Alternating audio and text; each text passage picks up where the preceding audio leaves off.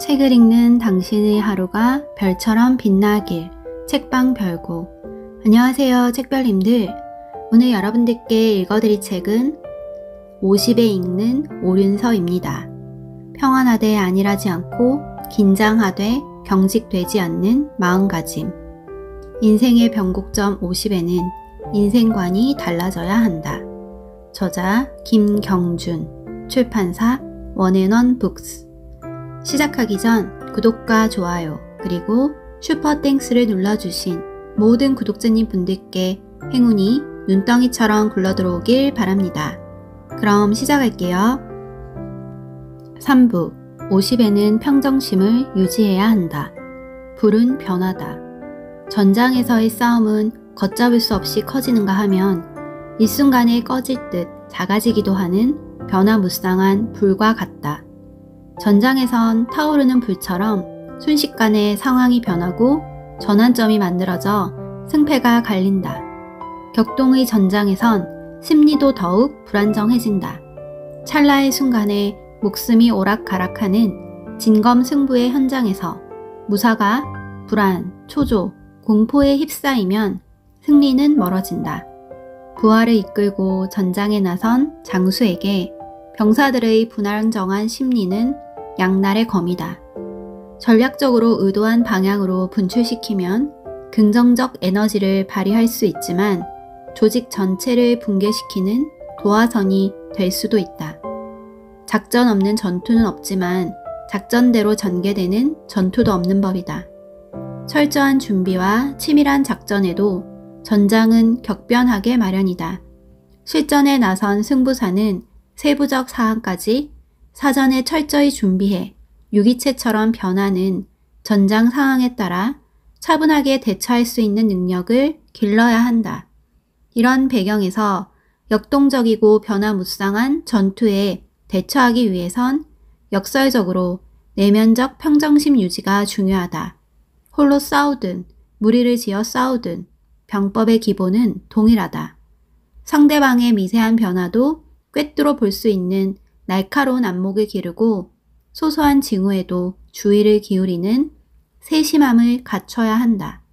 이를 위해선 평소 부단한 수련으로 어떤 상황에도 흔들리지 않는 평정심을 길러야 한다. 결정적 경쟁 우위를 선점하는 법. 싸움을 할 때는 태양의 등지는 자리가 유리하다. 또한 상대방보다 조금이라도 높은 곳을 차지해 상대방의 기선을 제압해야 하는데 높은 사람이 상석에 앉는 것과 같은 이치다. 싸우다가 도망치는 상대방을 추격할 때는 상대방을 왼쪽으로 몰아 벽이나 모서리 쪽으로 유도해 퇴로를 차단시켜 도망칠 틈을 주지 않고 몰아붙여야 한다. 이렇듯 장소의 특수성을 잘 이용하면 싸움에서 손쉽게 우위를 차지할 수 있다. 승부의 현장은 불처럼 치열하다. 단편적 기술을 넘어서 싸움의 본질을 이해해야 실전에서 승리할 수 있다. 싸움의 본질은 이론과 경험이 모두 갖춰져야 터득된다. 오륜서는 실제로 칼을 써서 상대방을 베어본 실전 경험이 뒷받침된다는 차별점이 있다. 건법을 연마했더라도 연습 게임만 해본 사람은 이런 경지에 이르기 어렵다. 실전에는 책을 읽고 공부만 하던 백면서생이 흔히 빠지는 허구적인 탕상 공론이 끼어들 여지도 없다. 무사시는 목숨 건 숱한 싸움으로 삶과 죽음의 분기점을 터득했고 검의 원리를 익혀 상대방이 검을 휘두르는 모습만 보고서도 그 기량과 검법을 간파한다라고 자신있게 말한다. 60여 차례의 결투에서 승리한 무사시는 지형을 중시했다. 특히 강적과의 대결을 앞두고는 은밀한 사전 정찰로 지형을 파악하고 유리한 위치를 선점했다. 객관적으로 대등한 실력에선 지형의 유리점이 승패를 결정하는 변수가 되고 설사 실력에서 뒤지더라도 지형적 유리점으로 보완해 승리했던 경험을 강조하고 있다. 유리한 위치를 차지하라는 말은 주어진 여건과 변화하는 상황에서 유리한 위치를 차지하라는 가르침이다. 태양이나 불빛을 등지는 자세는 언뜻 사소해 보이지만 찰나의 순간에 생과 사가 오가는 승부의 현장에선 결정적 요리점이 되기도 한다. 실력을 과신하지 말고 어떤 상황에서도 철저하게 준비하고 최대한 유리한 위치를 선점해 승리의 가능성을 높이라는 조언이다. 유리한 위치를 차지하라는 의미. 현대 저격수는 전국시대 무사와 유사점이 많다. 작전 단위가 개인이고 적군 저격수와 1대1 승부도 벌인다는 점에서 그렇다. 역사적으로 겨울 전쟁에서 소련군 542명을 저격한 핀란드군 시모 헤이에 제2차 세계대전에서 독일군 225명을 저격한 소련군 바실리 자이체프가 유명하다. 미국에선 1960년대 베트남 전쟁의 미국 해병대 소속으로 93명을 저격한 카를로스 헤스콧과 미국 해군 특수전부대 네이비시 소속으로 이라크 전쟁에서 160명을 저격한 크리스 카일이 대표적이다. 크리스 카일 소속 부대인 브루저 기동대의 지휘관이었던 조코 윌링크는 크리스 카일이 최고의 실력을 보인 이유를 철저한 준비와 현장 점검, 강한 책임감으로 압축했다. 조코 윌링크는 불확실한 상황 속에서의 결단력을 크리스 카일이 보여준 탁월한 역량의 핵심으로 결론지었다.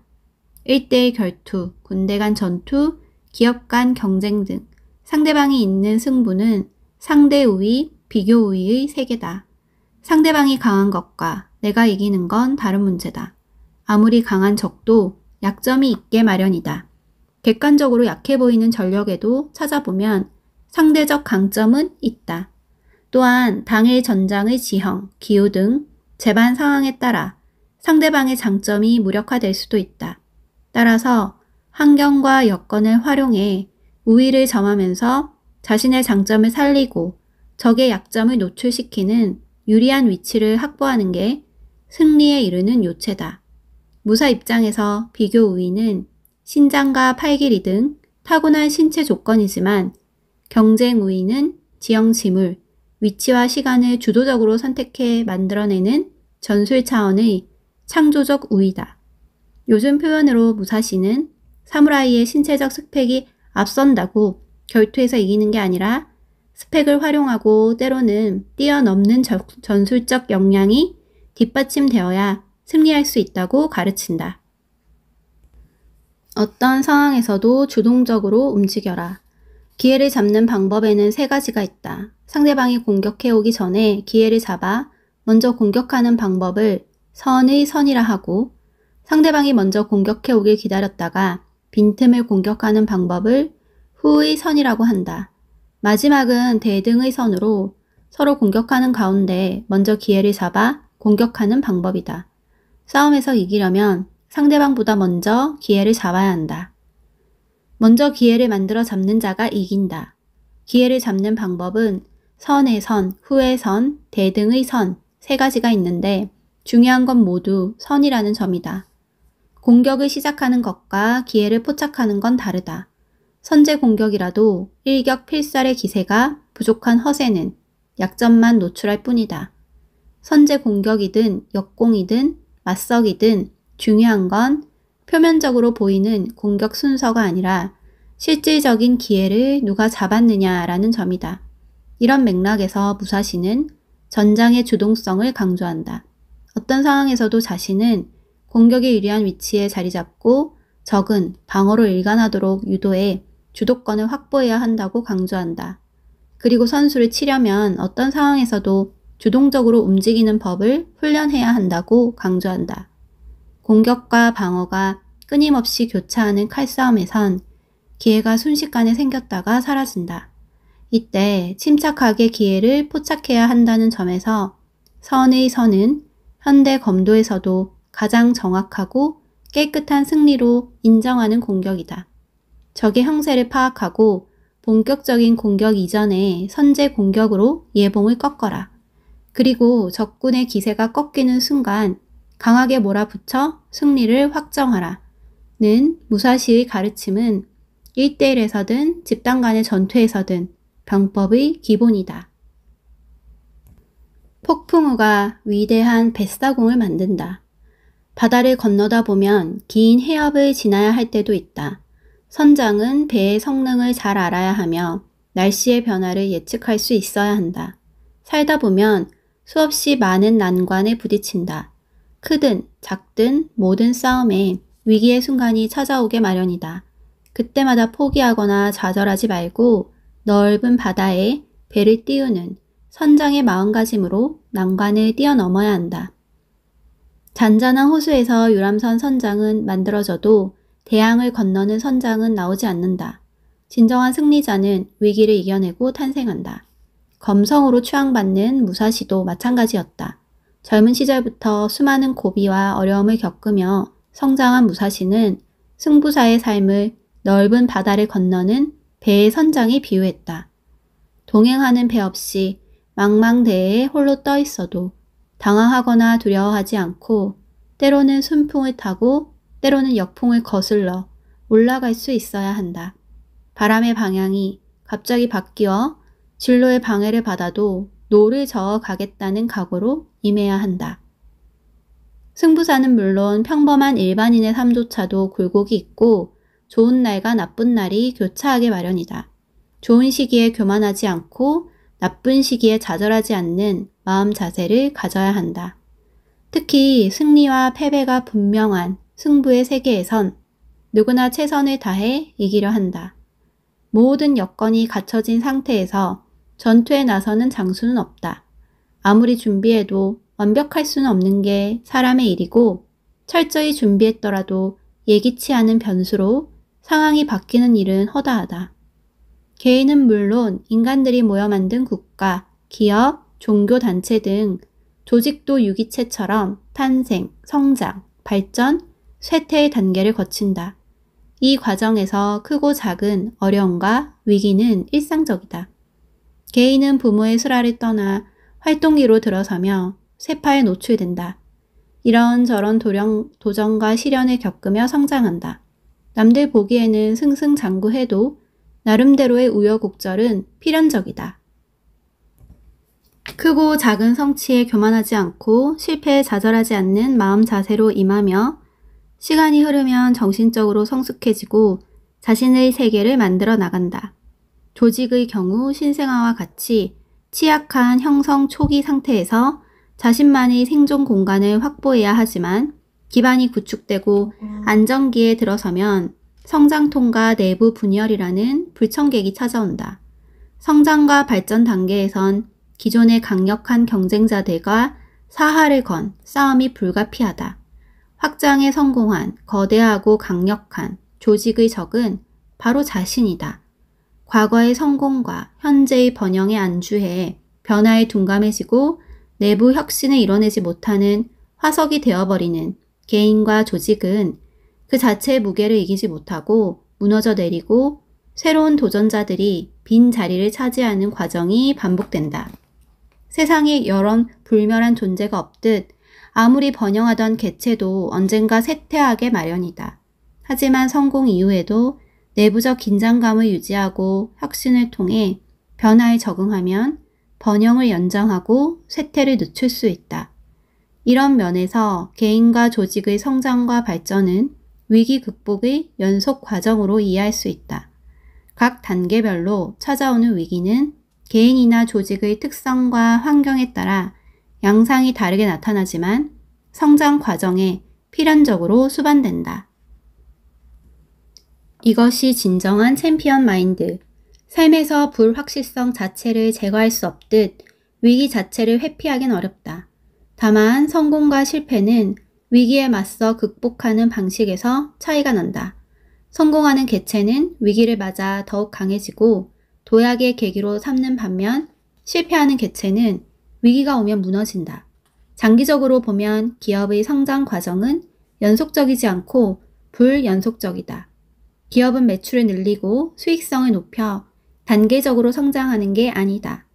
변화에 대응을 제대로 못한 경쟁사가 변화의 변곡점에서 내 외부의 파도에 무너질 때 점프하듯 성장한다. 개인의 경우도 마찬가지라고 생각한다. 레프 톨스토이의 소설 안나 까레니나는 행복한 가정은 모두 엇비슷하지만 불행한 가정은 저마다 다른 불행을 안고 있다 라는 문장으로 시작한다. 이것을 위기 극복의 역사라는 관점에서 바라보면 위기는 저마다 다른 형태로 다가오지만 위기를 이겨내는 방법에는 공통점이 있다 라고 바꿔볼 수 있다. 개인과 조직이 처한 환경과 특성에 따라 위기는 다른 모습으로 찾아온다. 개인적 차원에선 건강, 가족, 직업 등이고 집단 차원에선 공동체 내부의 분열, 외부 경쟁자의 도전, 개혁에 대한 내부 반발 등이다. 양상은 매우 다양하지만 위기 극복의 방법에는 공통점이 있다. 현실을 냉정하게 인식하고 실질적인 방향성을 수립하고 최선을 다해 돌파하는 자세다. 부동산 투자로 대형 비즈니스 그룹을 일구고 미국 대통령 선거에 출마해 2017년 대통령 취임에 성공했던 도널드 트럼프는 사업가로서 수차례의 부침을 겪었다. 그는 역경을 이겨내는 힘을 정신력이라고 말한다. 여러 차례의 성공과 실패 경험을 통해 나는 성공이 지식이나 기술에 좌우되는 게 아니라 위기를 극복할 수 있는 지혜와 강한 마음에 달려있다는 걸 깨달았다. 사람은 역경을 겪을수록 마음의 군더더기가 없어지고 담대해진다. 치열한 비즈니스 세계에서 살아남으려면 최선을 다하겠다는 태도는 기본이고 무슨 일이 있어도 반드시 해내겠다는 정신력이 있어야 한다. 이것이 진정한 챔피언 마인드다. 5부 세상의 도리를 따르려면 하늘의 장. 멀고도 가깝게, 넓고도 세밀하게. 오륜서는 하늘의 장으로 마무리된다. 하늘의 세계는 지혜와 진리의 세계다. 지혜와 진리는 시작도 없고 끝도 없다. 모든 걸 품으며 세세함을 감추고 넓으면서 좁고 멀면서 가깝다. 이 세계에 이르기 위해선 몸과 마음을 바르게 하고 부지런히 연마해야 한다. 하늘은 무한한 가능성과 영원 불멸을 상징한다. 불교의 관점이 짙은 이 대목은 인간이 수련으로 깨달음을 얻어 부처가 될 수 있는 것처럼 무사의 삶이란 수련으로 병법의 도를 깨달아 하늘의 경지에 도달하는 여정이라고 규정한다. 무사시가 평생을 추구한 검도의 지향점은 하늘이었다. 현대인도 삶에서 종교, 고전, 가치, 이념 등 나름대로의 지향점을 가진다. 그리고 이를 밤하늘의 북극성처럼 기준점으로 삼는다. 때로는 부모님, 스승, 친지 등이 멘토 역할을 한다. 건전한 신앙을 가진 사람은 분명한 가치관에 따라 삶의 중심이 확립되어 있다. 또한 항시 종교적 가치의 근본으로 돌아가 자신을 비춰보기 때문에 세상을 경박하게 대하지 않고 일관된 신념을 유지한다. 종교적 경전은 굳이 신앙의 차원이 아니더라도 고전의 반열에 드는 저작들처럼 인생의 지침서로도 훌륭하다. 삼성그룹 창업주 이병철 회장은 평생 삶의 지표로 논어를 삼았다. 나라는 인간을 형성하는데 가장 큰 영향을 미친 책은 바로 논어다. 나의 생각이나 생활이 논어의 세계에서 벗어나지 못한다고 해도 오히려 만족한다. 내가 관심을 갖는 건 경영의 기술보다 그 저류에 흐르는 기본적인 생각, 인간의 마음가짐에 관한 것이다. 라고 만년에 출간한 자서전에서 밝혔다. 어린 시절 서당에서 한문을 배우고 청년기 일본 유학으로 근대 문물을 접하며 정립한 세계관, 인간관, 기업관의 중심에 논어가 있었다. 평생의 신념이었던 사업보국에 개인윤리와 사업윤리, 사회윤리가 응축되어 있다. 글로벌 리더의 경영 철학. 일본 소프트뱅크를 창업한 손정의 회장은 글로벌 정보혁명의 아이콘이다. 1957년생인 그는 1955년생인 빌 게이츠, 스티브 잡스와 함께 20세기 후반 정보기술 산업 성장의 주역이었다. 소프트뱅크는 2014년 NTT, 도요타에 이어 일본 기업 역사상 세 번째로 영업이익 1조엔을 넘어섰다. 창업 후 33년 만에 거둔 성취는 손정희가 20대 초반 일찍이 확립한 세계관과 인생관, 전략 전술과 리더십의 산물이다. 그는 벤처기업가로 도약하던 시절 예기치 않게 닥친 병마와 싸우며 절망과 고통의 병상에서 오다 노부나가, 사카모토 로마 등 일본의 역사적 영웅들의 삶과 중국의 손자병법에서 용기와 지혜를 얻어 자신의 관점을 25문자로 압축했다. 손자병법 저자와 자신의 성씨가 같은 손이라는 점에서 착안해 손의 제곱 법칙으로 이름 지은 25문자는 이후 그가 인생 계획을 세우고 미래를 바라보는 전략적 관점에서 사업을 이끌고 사람을 대하며 조직 운영 시스템을 구성하는 기본 프레임이 되었다. 손자병법의 핵심 내용 14문자와 손정희가 창작한 11문자를 합친 25문자인 손의 제곱 법칙의 도입은 시계, 도천지장법이다. 뜻을 세우고 천시를 얻고 지리를 얻은 후 우수한 부하를 모으고 지속적으로 승리하는 시스템을 구축한다. 다음은 손정희가 창작한 10문자다. 정정약 7투. 비전을 선명하게 그리고 정보를 최대한 모으며 죽을 힘을 다해 전략을 궁리하고 승산이 있는지 파악해 70% 이상의 승산이 있다면 과감하게 싸운다. 인류 공수구는 손정희 경영관의 정수다. 철저히 1등에 집중하고 시대의 흐름을 재빨리 읽고 행동하며 다양한 공격력을 단련하고 온갖 리스크에 대비해 수비력을 갖춘 뒤 단독이 아닌 집단으로 싸운다는 의미다.